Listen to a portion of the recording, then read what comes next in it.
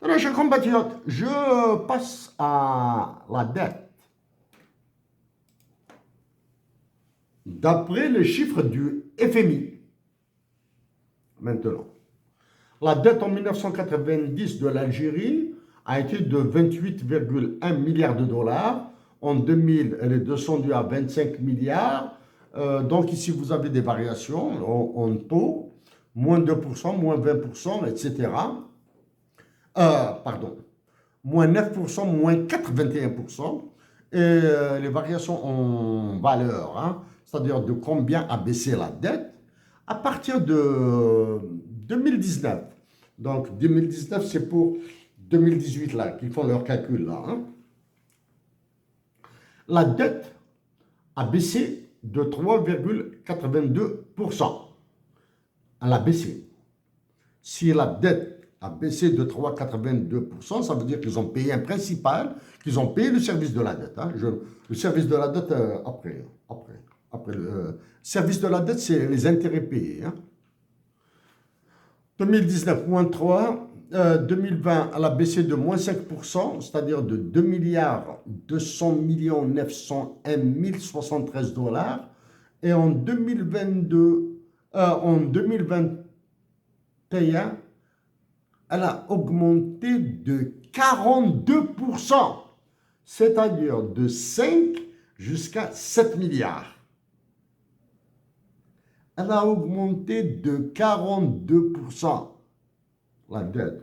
Ensuite, elle a baissé de 3%. Ensuite, elle a augmenté de 2,6%. Vous avez les chiffres là-bas. Bon, je sais que l'Algérie a eu un prêt de la Banque africaine de développement. J'en ai parlé il y a très longtemps. Est-ce qu'il y a une libéralité ou pas? J'ignore. Maintenant, j'ai terminé avec ça. Maintenant, chers compatriotes d'Algérie, je vais vous mettre tous ces documents. Hein. Mais maintenant, je suis obligé d'aller vers un concept un peu plus sophistiqué, mais que je vous expliquerai de la manière la plus simple qui soit.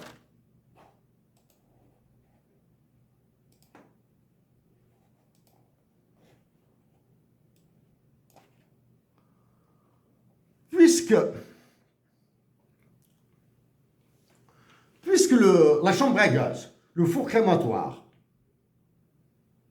le Gourbi, la Banque d'Algérie, refuse de rendre publiques des données, des informations qui concernent la nation algérienne. Ok? Chers compatriotes d'Algérie, vous devez résister. Hein. Pour cela, je demande à mes amis qui sont d'un bord politique radicalement différent du mien. Moi, je suis un libéral. Je demande à mes amis, hein, des amis, pas des camarades, parce que camarades, c'est un sens politique, à mes amis qui sont de l'extrême gauche, pas de Louis Arnaud, qui sont de l'extrême gauche, d'appeler à la paix. C'est la catastrophe. C'est pire que le séisme de 8,8 qui a frappé Moscou. C'est pire. Bon. Donc, puisque la Banque d'Algérie refuse de communiquer sur le service de la dette, sur le volume de la dette, etc., et il faut que je le trouve autrement. Voici, vous le voyez en anglais là, en anglais, trade percentage of GDP, total debt services of GNA, gross national income, net official aid received, etc. Ça, c'est en anglais. Je ne me suis pas intéressé à ça. Je l'ai déjà fait avant. Hein. Je me suis intéressé à ce que vous voyez ici. Hein.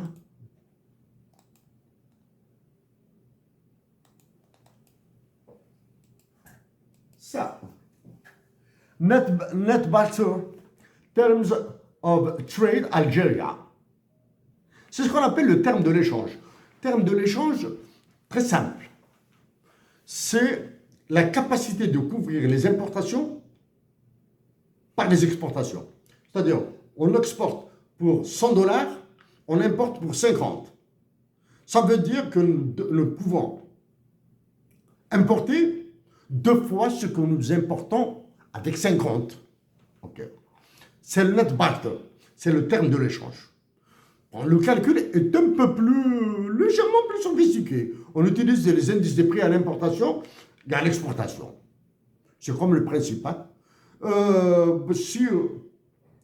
Si vous exportez pour 100 dollars, vous importez pour 100 dollars, en simplifiant, le terme de l'échange est de 1. C'est-à-dire, ni gagnant ni perdant. Ni gagnant ni perdant. Mais maintenant, si vous avez un terme de l'échange de 2, c'est le double. De 3, c'est le triple. De 100, c'est 100 fois. Okay. C'est-à-dire, plus le terme de l'échange est élevé, plus nous nous sentons bien. Ça veut dire quoi, nous nous sentons bien? Ça veut dire qu'une partie des recettes internationales, des recettes en dollars ou en euros, iront vers les réserves internationales. OK? Très bien. L'année de référence pour le FMI et la Banque mondiale, reprise par la Banque centrale, c'est de 2015. Ça. 2015, c'est ce que j'ai mis là en gras, là. Ça. C'est 100%. Net barter terms of trade, c'est 100%. C'est-à-dire quand il passe à 101, c'est bon. Quand il passe sous 100, c'est mauvais. Ça veut dire que nous sommes déficitaires. Écoutez, ils ont choisi une année de référence durant laquelle l'Algérie a eu un déficit du compte courant de moins 27 milliards.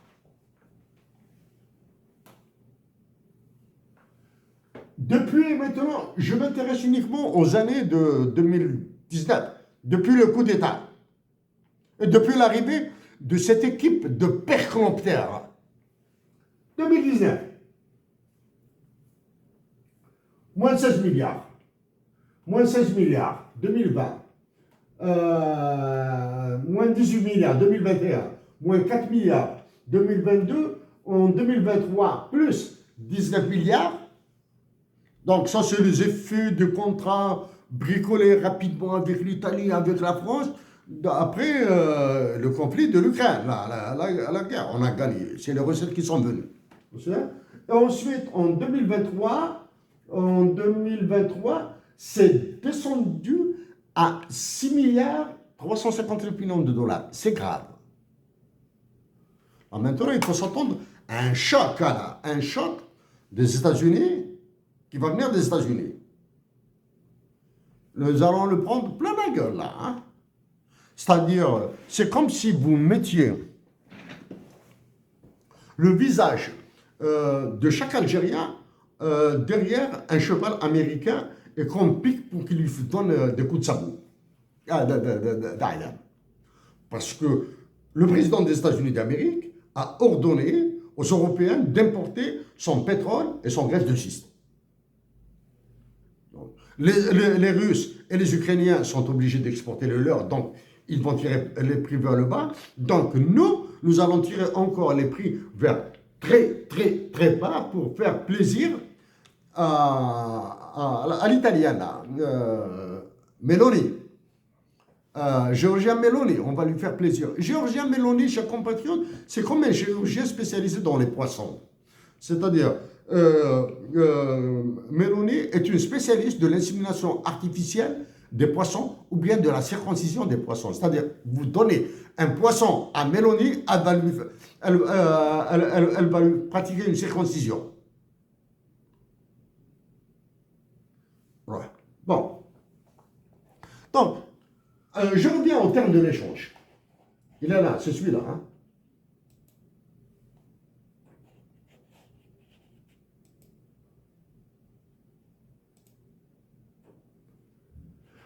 C'est celui-là, bon, je vais l'agrandir. Écoutez, 2015, c'est l'année de référence, il est à 100. 2016-2017, on va commencer à partir de 2019 pour gagner du temps. Il est à 101. L'Ukraine, après, il passe à en 2020, il descend à 72. C'est-à-dire, le terme de l'échange, 72 moins 100, égale combien? Moins 28, divisé par 100, c'est 0,28.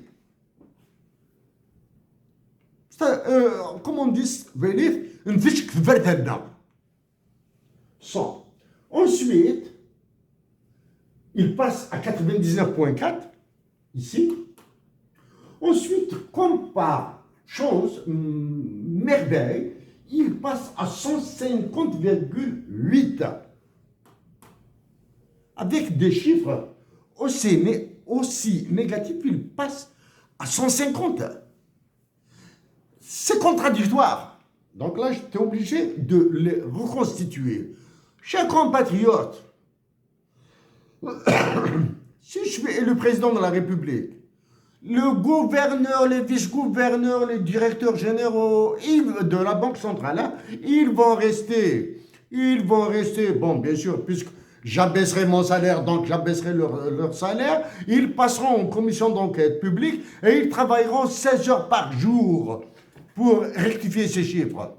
Ensuite, j'ignore si la Banque d'Algérie a un centre de calcul ou bien elle travaille avec des micro-ordinateurs de 2000 ou de 2015, etc. Et ils sont encore avec des flash disques, etc. pour transporter. Ça, c'est réglé.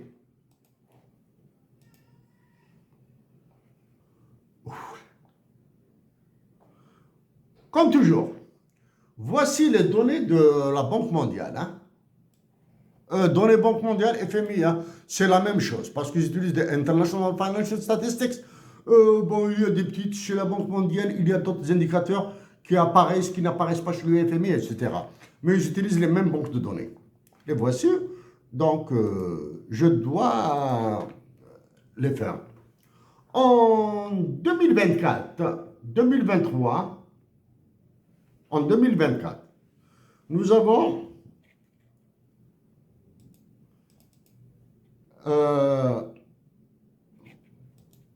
68 milliards,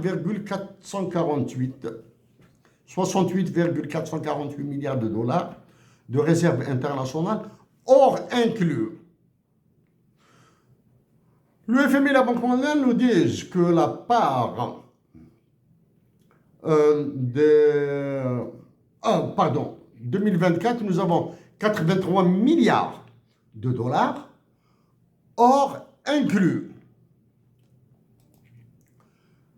Les réserves, l'or exclu, c'est 68 milliards. 68,4 milliards. Donc la différence me donne la valeur de 2024 de l'or algérien. Donc l'Algérie en 2024, d'après ces chiffres, a 14,5 milliards de dollars de réserves d'or. Mais 14,5 milliards de réserves d'or ne signifie absolument rien, parce que nous devons connaître la quantité d'or, parce que le prix de l'or est très volatile. Actuellement, il est skyrocketed, c'est-à-dire il a crevé les cieux, là. Le prix de l'or a monté, c'est une roquette, donc nous devons connaître le poids de l'or que nous avons en stock. Et où? Ça, c'est le truc.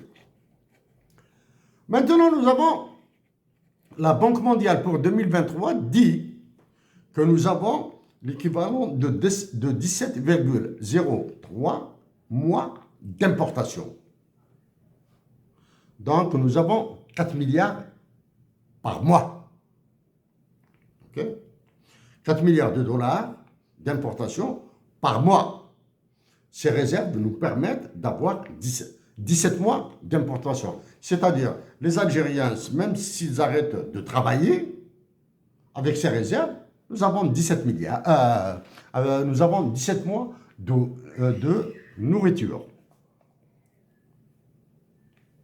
Vous avez, j'ai fait des simulations de calcul, là.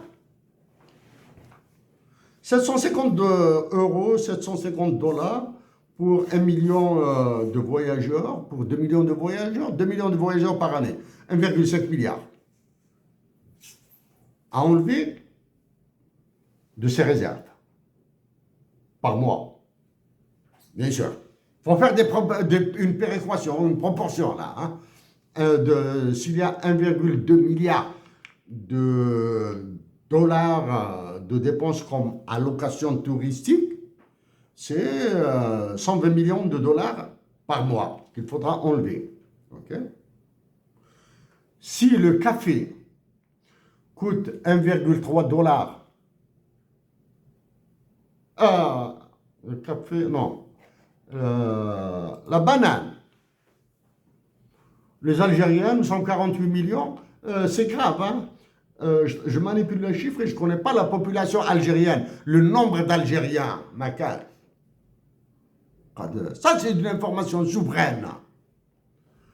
On importe 500 000 kilogrammes, 500 tonnes de bananes par mois, c'est 650 000